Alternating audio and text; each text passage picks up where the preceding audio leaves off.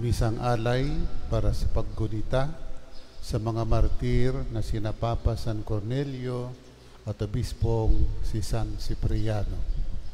Sa ngalan ng Ama, ng Anak, ng Espiritu Santo. Amen. Sumainyo ang Panginoon. At sumaiyo rin. Mga kapatid, aminin po natin ang ating mga kasalanan upang tayo maging marapat gumanap sa banal na pag-aalay ng misang ito. Inaamin ko sa makapangyarihang Diyos at sa inyong mga kapatid na lubha akong nagkasala sa isip, sa salita at sa gawa at sa aking pagkukulang. Kaya sinasamo ko sa mahal na Birheng Maria, sa lahat ng mga anghel at mga banal, at sa inyong mga kapatid na ako'y panalangin sa Panginoong ating Diyos. Kawaan tayo ng makapangyarihang Diyos, patawarin tayo sa ating mga kasalanan, at patnubayan tayo sa buhay na walang hanggan. Amen. Panginoon, kaawaan mo kami. Panginoon, kaawaan mo kami. Kristo, kaawaan mo kami. Kristo, kaawaan mo kami. Panginoon, kaawaan mo kami. Panginoon, kaawaan mo kami. Manalangin tayo. Ama naming makapangyarihan, ibinigay mo sa iyong sambayanan sina San Cornelio at San Cipriano bilang mahuhusay na tagapangasiwa.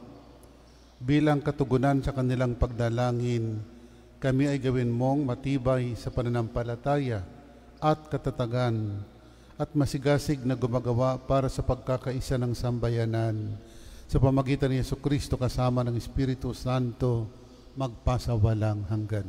Amen. Pagbasa mula sa unang sulat ni Apostol San Pablo kay Timoteo. Pinakamamahal, totoo ang kasabayang ito. Ang nagnanais na maging tagapangasiwa sa simbahan ay naghahangad ng mabuting gawain. Kaya, kailangang wala siyang kapintasan. Isa lamang ang asawa. Marunong magpigil sa sarili. Maingat, kagalang-galang, bukas ang tahanan, at mabuting tagapagturo.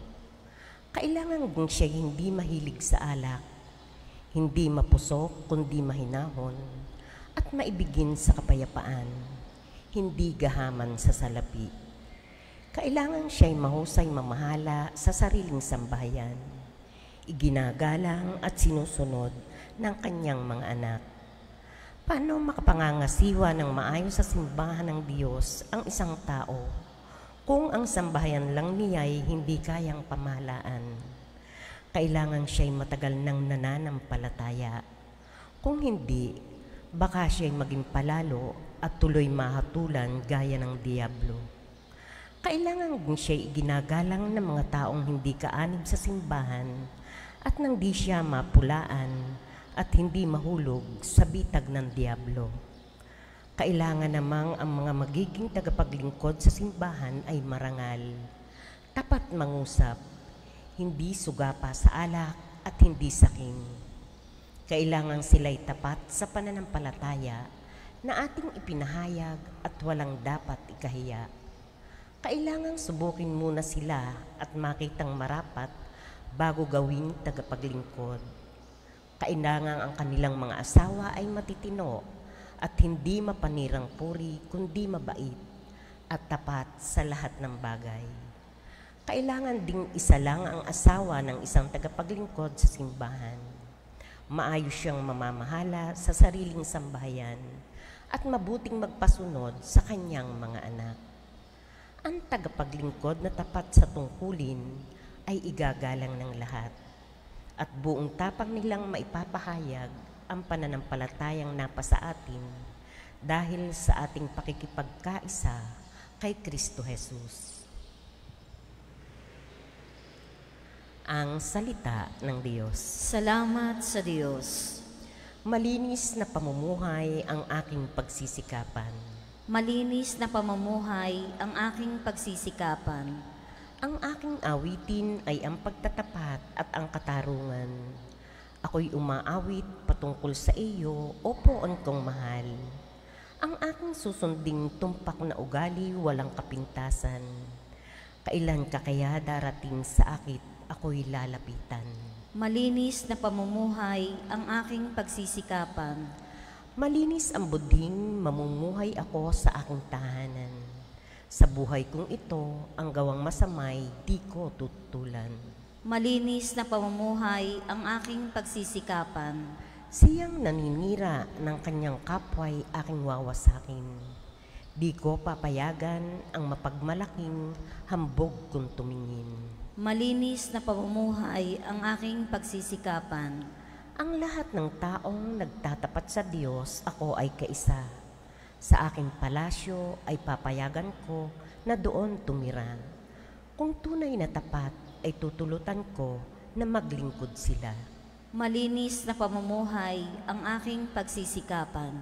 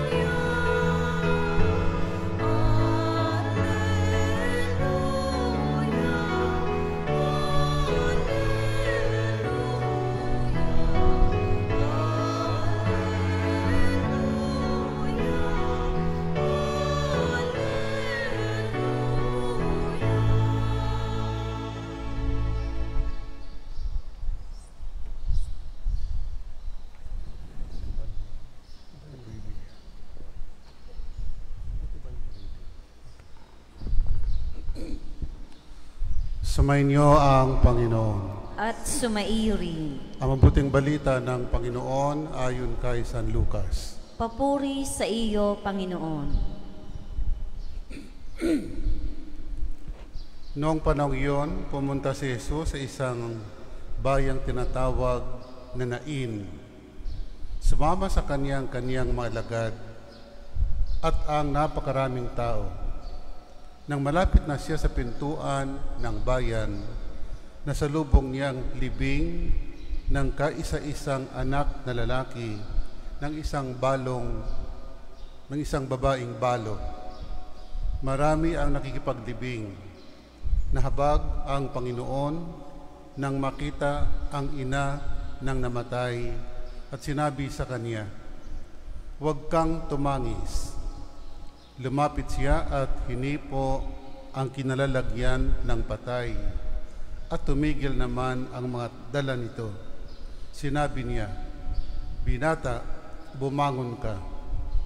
Naupo ito at nagsalita at siya'y ibinigay ni Jesus sa kanyang ina. Sinidlan ng takot ang lahat at sila'y nagpuri sa Diyos.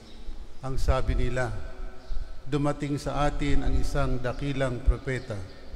Nilingap ng Diyos ang kaniyang bayan at kumalat sa buong Judea at sa palibot na lupain ang balitang ito tungkol sa Kanya."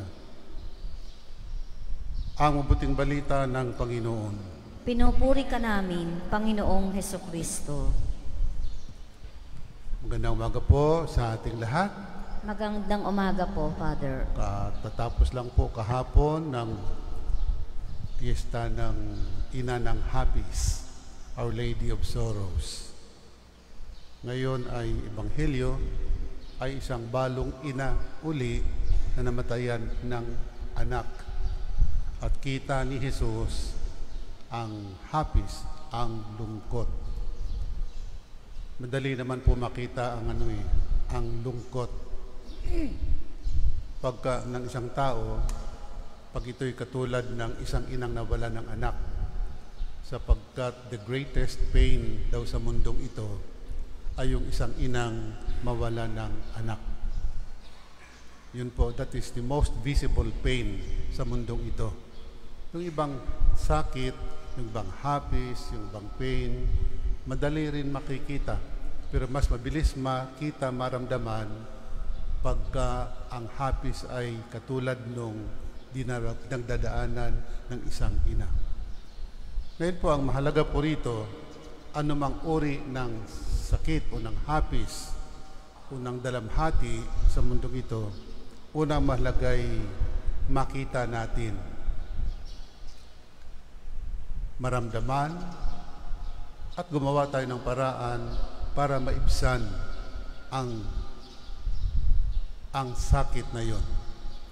Nakita ni Jesus yung balo, nabagbag ang kanyang damdamin, kaya siya ay gumawa,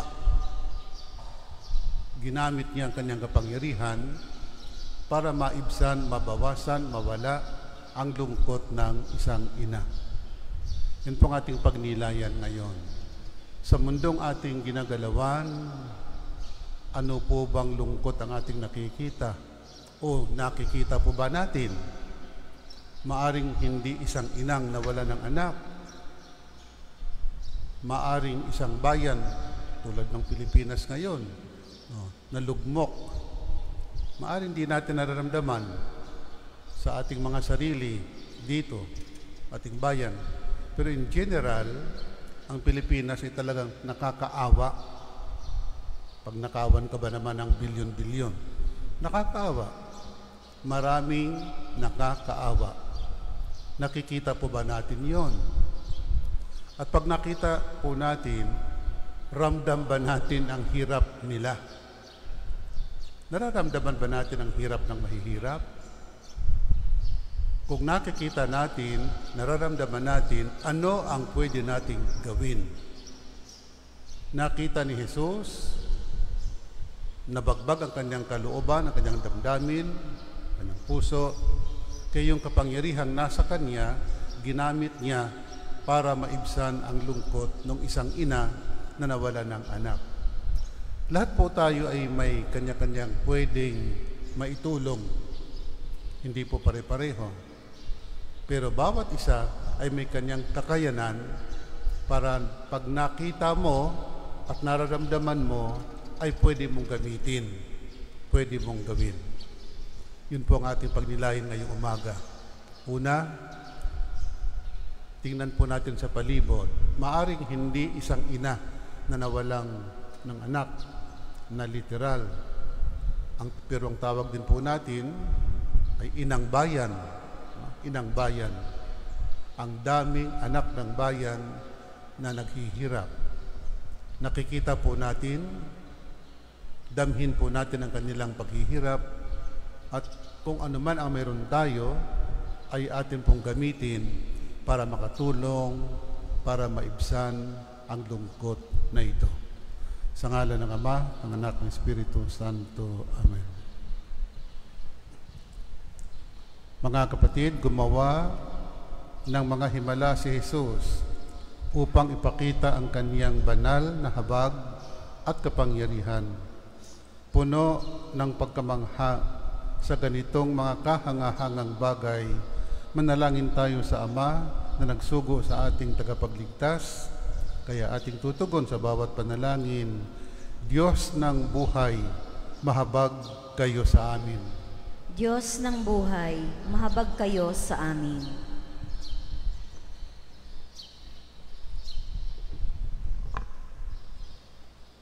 Sa pamamagitan ng paggabay at tulong ng mga pastol ng simbahan, naway may pakita ang pag-ibig at kalinga ng Diyos sa sambayanan.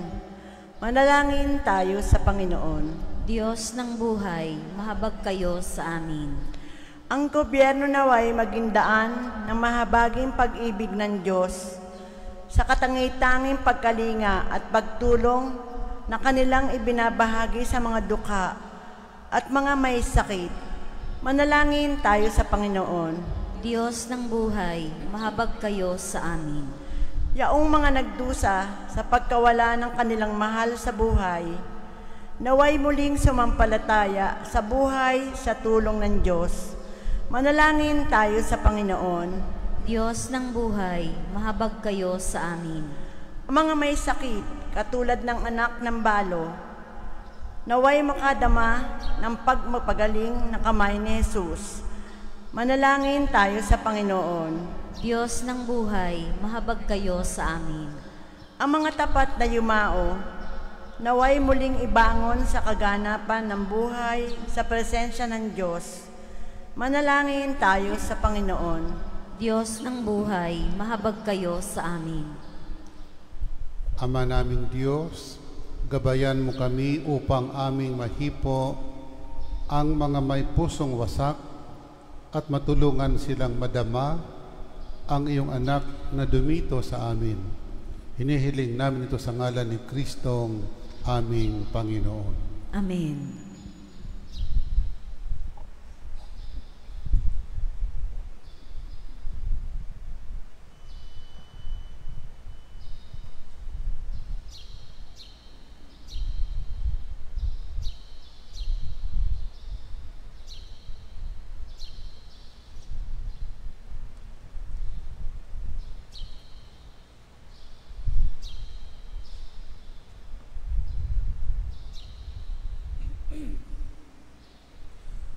Kapuri-puri ka Diyos sa mga lumikha sa sanlibutan sa iyong kagandahang loob. Narito aming iaalay mula sa lupa at bunga ng aming paggawa ang tinapay na ito para maging pagkaing nagbibigay buhay. Kapuri-puri ang poong may kapal, ngayon at kailanman.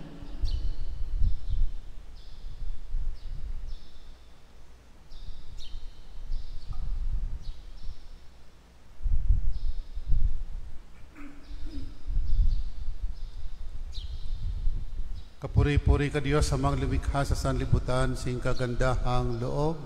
Narito ang may iaalay mula sa katas ng ubas at bunga ng aming paggawa ang alak na ito para maging inuming nagbibigay ng iyong Espiritu. Kapuri-puri ang poong may kapal, ngayon at kailanman.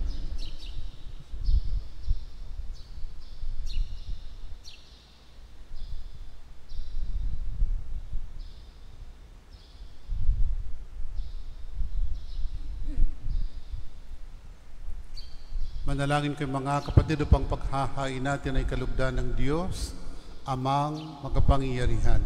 Tanggapin nawa ng Panginoon itong paghahain sa iyong mga kamay, sa kapurihan niya at karangalan sa ating kapakinabangan at sa buong sambayanan niyang banal. Ama naming lumikha, tanggapin mo ang mga alay ng iyong sambayanan, ngayong ginugunita ang tiniis ng iyong mga martir. Ang banal na paghahaing nagdulot ng kagitingan upang matiis ni na San Cornelio at San Cipriano ang mga pahirap ng kalaban ay magbigay din nawa sa amin ng katatagan sa mga kahirapan sa pamagitan ni Kristo kasama ng Espiritu Santo magpasawalang hanggan. Amen. Sumainyo ang Panginoon. At sumaiyo Itaas sa Diyos ang inyong puso at diwa. Tinaas na namin sa Panginoon. Pasalamatan natin ang Panginoong ating Diyos. Marapat na siya ay pasalamatan. Ama naming makapangyarihan, tunay ngang marapat kami aming pasalamatan ngayong aming kagalakan na sina San Cornelio at San Cipriano ay parangalan. Sila ay kapanalig naming may paninindigan na ikaw ay pahayag kahit sila ay mamatay, sapagkat minarapat mong kanilang matularan ang iyong anak na naghain ng sariling buhay. Tulad ng naganap sa iyong anak, ang dugo ng mga martir ay dumanak, hindi dahil sa katatagang likas, kundi dahil sa iyong bigay na lakas. Kaya kaisa ng mga anghel nagsisiawit ang papuri sa iyo, nang walang humpay sa kalangitan kami nagbubunyi sa iyong kadakilaan. Santo, Santo, Santo Panginoong Diyos na mga hukbo, napupuno ang langit at lupa ng kadakilaan mo. O sana sa kaitaasan, pinagpala na paririto sa ngalan ng Panginoon. O sana sa kaitaasan.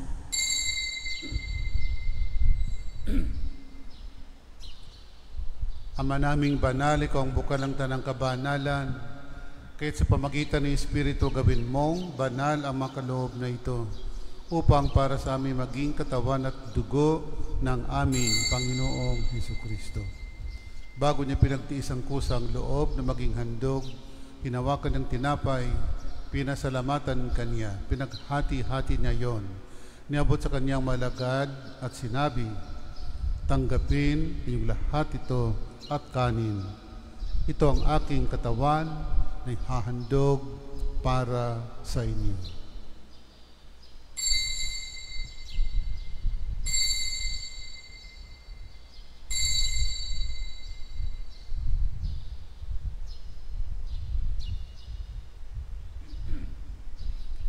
Gayon din naman ang matapos ang hapunan, hinawakan niyang kalis, muli kanyang pinasalamatan, niabot niya ang kalis sa kanyang malagad at sinabi, tanggapin ninyong lahat ito at inumin. Ito ang kalis ng aking dugo, ng bago at walang hanggang tipan. Ang aking dugo na ibubuhos para sa inyo at para sa lahat, sa pagpapatawad ng mga kasalanan. Gawin ninyo ito sa pag-alaala sa akin.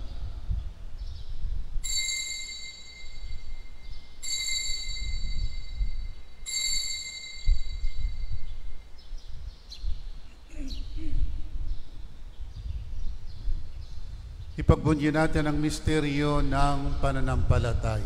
Si Kristo'y namatay, si Kristo'y nabuhay, si Kristo'y babalik sa wakas ng panahon. Ama, ginagawa namin ngayon ang pag-aalala sa pagkamatay at muling pagkabuhay ng iyong anak.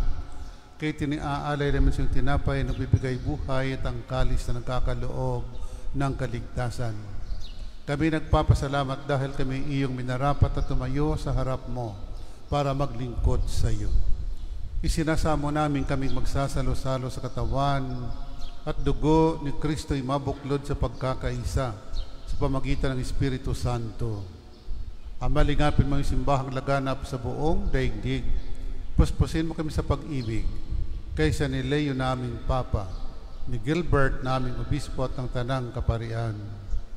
Alalahanin mo ang kapatid naming nahimlay na may pag-asang sila ay muling mabubuhay. Gayon din ang lahat ng mga pumanaw. Kawaan mo sila at patuloyin sa iyong kaliwanagan. Kawaan pagindapatan kaming lahat na makasalo sa iyong buhay na walang wakas. Kaysa ng mahal na Birheng Maria na Ina ng Diyos, kaysa ng Poong San Jose, ng mga apostol at ng lahat ng mga banal na namuhay dito sa daigdig ng kalugod-lugod sa iyo. May pagdiwang nawa namin ang pagpupuri sa ikararangal mo sa pamagitan ng iyong anak na aming Panginoong Hesukristo. Sa pamamagitan ni Kristo kasama niya at sa Kanya, lahat ng parangal at papuri ay sa iyo, Diyos amang makapangyarihan, kasama ng Espiritu Santo, magpasawalang hanggan.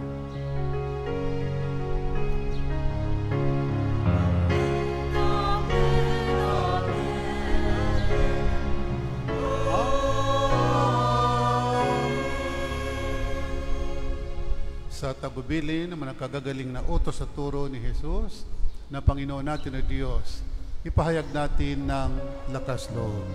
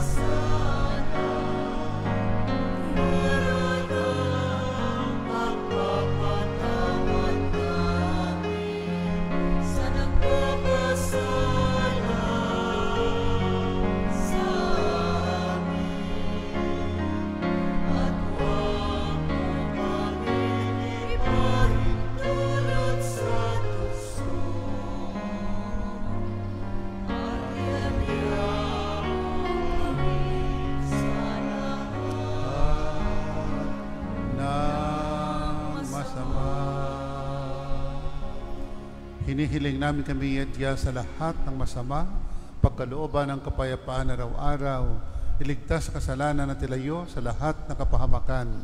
Samantalang aming pinanabikan na dakilang araw ng pagpapahayag ng tagapagligtas naming si Hesu Kristo.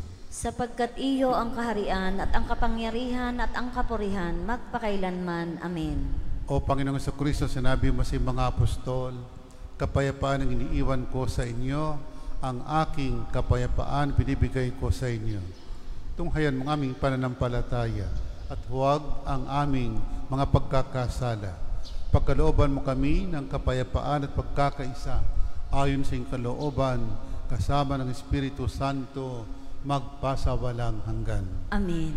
Ang kapayapaan ng Panginoon ay laging sumainyo. At sumaiyo rin. Bigayan po tayo ng kapayapaan sa isa't isa. Peace be with you. Kordero ng Diyos na nag-aalis ng mga kasalanan ng sanlibutan, maawa ka sa amin. Kordero ng Diyos na nag-aalis ng mga kasalanan ng sanlibutan, maawa ka sa amin. Kordero ng Diyos na nag-aalis ng mga kasalanan ng sanlibutan, ipagkaloob mo sa amin ang kapayapaan.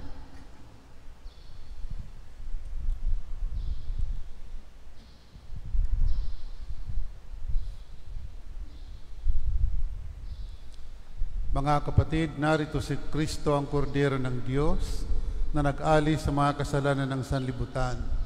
Mapalad tayong inanyayahan sa kaniyang piging. Panginoon, hindi ako karapat-dapat na magpatuloy sa iyo, ngunit sa isang salita mo lamang ay gagaling na ako.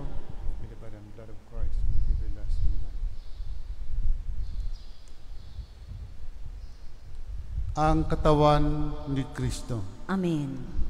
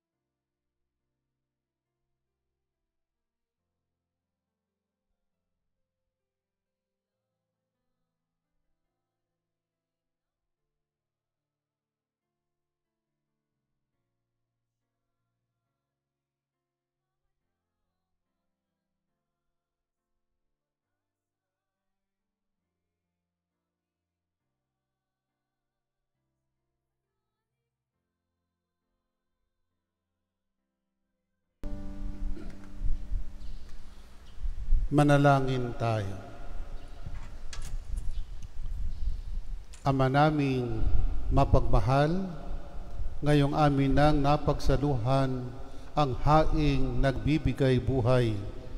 Hinihiling namin kaming pinaghaharian ng iyong Espiritu ng kagitingan ay maging mga saksi sa katotohanan ng mabuting balita ayon sa halimbawang ipinakita ni na San Cornelio at San Cipriano sa pamagitan ni Jesucristo kasama ng Espiritu Santo magpasawalang hanggan. Amen. Panalangin para sa ipagkakamit ng indulhensya plenarya ngayong taon ng Jubileo.